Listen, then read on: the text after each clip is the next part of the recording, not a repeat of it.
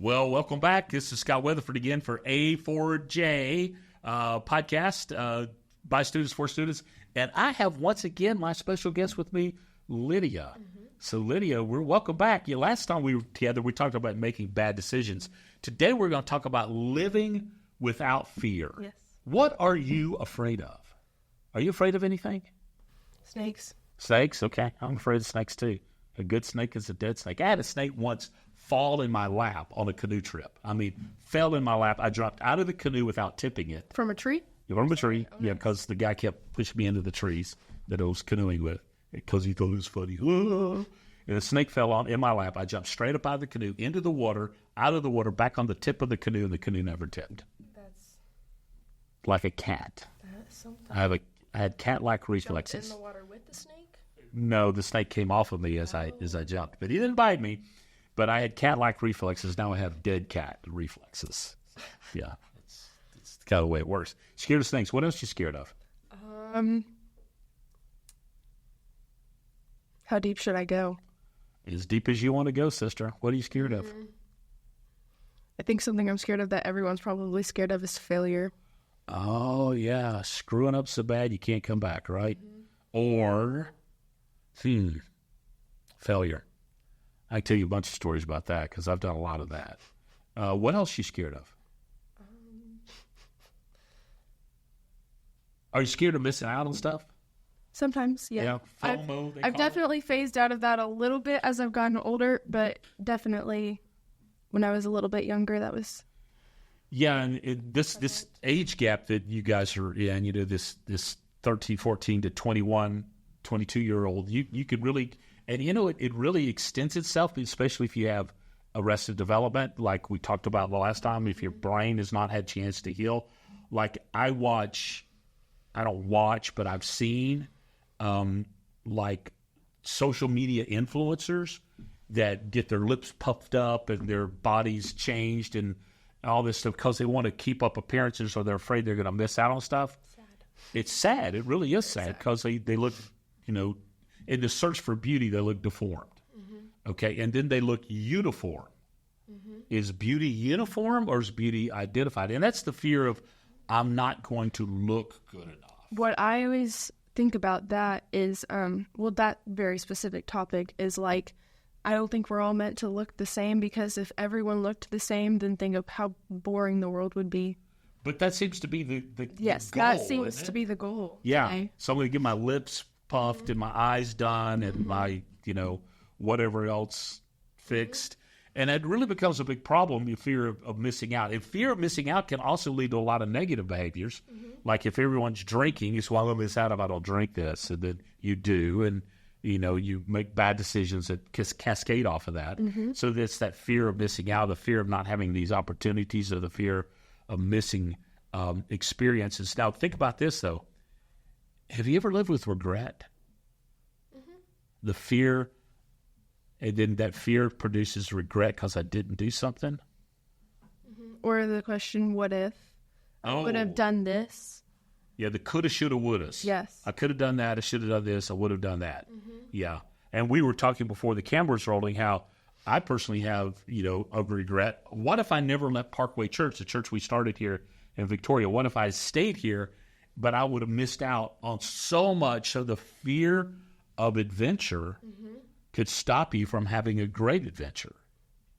Or the fear of the future, or the fear of failure could, and actually leaving a Parkway brought one of the greatest failures of my life.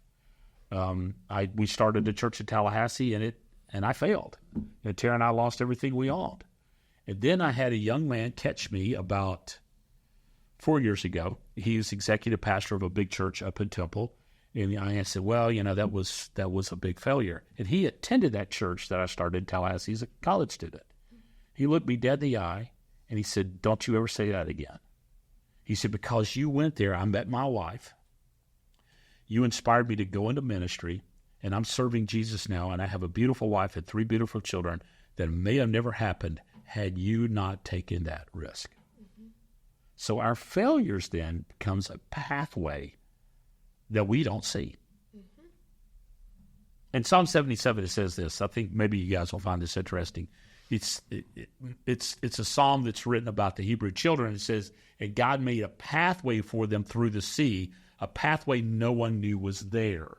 Now, what it was referring to was this, that when the Hebrew children came out of Egypt, God opened up the Red Sea and they passed through on dry ground, and he closed up the Red Sea.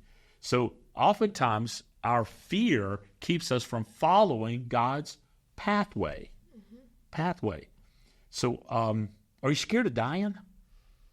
Yes. You are? I would be lying if I said I wasn't. Yeah. And so when people say, well, I ain't scared to die, you think they're lying?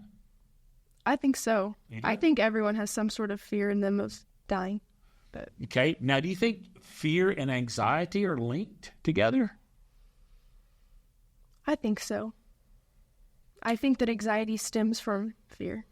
It does. In fact, fear is the mother emotion of every other negative emotion. Yep. Fear drives anger. Fear drives anxiety. Fear drives depression. So when you start looking at, okay, why am I anxious? In your generation, it's been called the most anxious of all the generations before. Why are you guys so anxious? Oh, it's a tough question to ask you. Yes. An 18-year-old expert. I mean, a lot Almost 18. Tomorrow's your birthday. Yep. Yeah. Well, honestly, I think a lot of it stems from what you were talking about earlier, the fear of missing out, and I think that brings a lot of anxiety. And also, like, social pressure to, like, live up to something. The fear of not living up to somebody's standards. Yes. Beauty standards, intellectual standards, athletic standards. Yeah. People judging you, the fear of being judged. Yes. Yeah. Too. So all those things lead to being anxious. And maybe it could be tied to information or influence overload. Like, maybe we should be a little more naive than we are. Maybe people open doors in their life that they never should open and they never can close again. And that brings fear, the fear of failure, the fear of missing out, anxiety, depression, addiction. Addiction often is a source of medicating from fear. Like, I have this fear, I have this pain that I'm gonna medicate it, and I'm gonna drink or I'm gonna do drugs or whatever. It starts off recreational. It ends up being a big problem. And usually addictions start in teenage years. Yeah. That should be a fear. A fear. I'm going to tell you a story. See what you think about this. Okay. So my father passed away. He was 89 years old when he passed. He'd gone through World War II, landed day 2 on Normandy, the D-Day. He was the day after D-Day. He landed on Normandy, still bad. He said he had no fear. He didn't fear anything. His whole life, he said he never feared anything because he'd gone through all of that. He became a Christian after that. During the Battle of the Bulge, he became a Christian in the foxhole. Okay? And he came back and he lived all for Jesus. When he died, he called us all to his bedside. He says, "Don't worry about me. It's nothing but a little dying." So the fear of death had left him because he had faced death and saw that it wasn't much to it. I'd like to live like that. To have no fear. Now I'll give you another phrase. Have no fear, Jesus is near. What do you think? Is that cheesy? A little bit. I mean, I feel like I could find it on a sign in Hobby Lobby. Yeah. But I also feel like it's true. It's just laughing. It's true. Yeah. Yeah, you could find it on the side of Hobby Lobby. Maybe I should do that and maybe make some cash. Hey, a lot of those cheesy phrases are true. So yeah, that's right. They're transferable truths on a cheap placard made in China. But so have no fear. Now, I don't know if you know this. Get this. There are 365 no fears in the Bible. Do you think that's coincidental? I think that's pretty cool. I think that's pretty cool, too. Now, people say, well, it's one for every day of the year, except for leap year on February 29th, you can be afraid. Okay, that's just stupid. But now think about this, though. The Hebrew another sign. Yeah, another sign. That's right. It's Hobby Lobby. We're making an industry here. Yep. But the thing is about that, the Hebrew calendar didn't necessarily have 365 days. So it's something we've Americanized, but it's still true. Yes. the first thing God says to us, don't be afraid. Don't be afraid. Living life with no fear. Now, we're talking about this at endless summer camps. How do you live life with no fear? And we're going to be talking about what God gives you is a spirit, not of fear, but of power and of love and a sound mind. Or actually, it's better translated, self-control. So I can live without the fear of missing out. I can live without the fear of fitting in. I can live without the fear of looking right or saying the right thing, or the fear that if I make this decision, it's going to end up in that disaster, because it doesn't. I'll quote my dad one more time. He said, most of the stuff you worry about doesn't happen. If it does, it doesn't amount to much. Another Hobby Lobby sign right there. Most of the things you worry about, are afraid of, don't happen. And if they do, they don't amount to much. That's right. So what advice do you think you could give this group watching this about fear?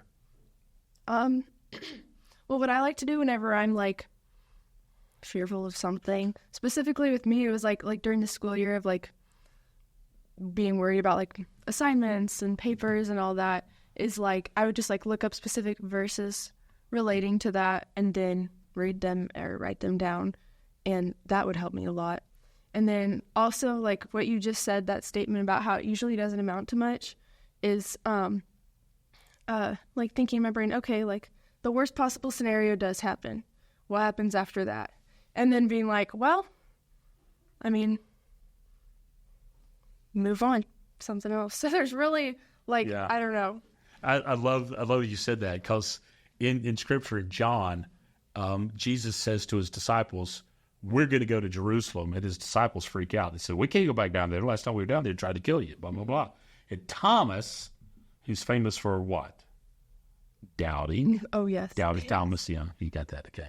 He says, hey, if he's going, let's go. We will but die. We're just going to die. Let's go. And that's, I think, great courage. We give him a hard time for being doubting Thomas, when actually we should call him fearless Thomas, because he lived face to face. You know how Thomas died? He died in India, preaching the gospel. He was stabbed by a spear and martyred for preaching the gospel in India. I went to India in 2007. I met a man who was a Christian, who was from the descendants of Thomas's ministry there. Wow. 2,000 years of faithfulness passed on because one guy faced his fears and lived with no fear. And that's the doubting Thomas. So if doubting Thomas could do that, I think I could do that. Yeah. Why can't we do that? Yeah. So more coming on us. So face your fears. Have no fear. Jesus is near, coming to a Hobby Lobby near you. Most stuff you worry about doesn't happen. If it does, it doesn't matter much. Coming to Michael's near you. Oh my God. We're going to diversify. We're going to start an FOTC shop. Shop, yeah. Yes. Yeah. With our signs. A sign shop to, and then we'll have T-shirts and all that, and give them away. All right. So I hope this helped. Did you enjoy this conversation? I did, yes. Yeah. Live with no fear because Jesus is near. There you go. Hope this helps. We'll see y'all soon on A4J. Bye, Lydia.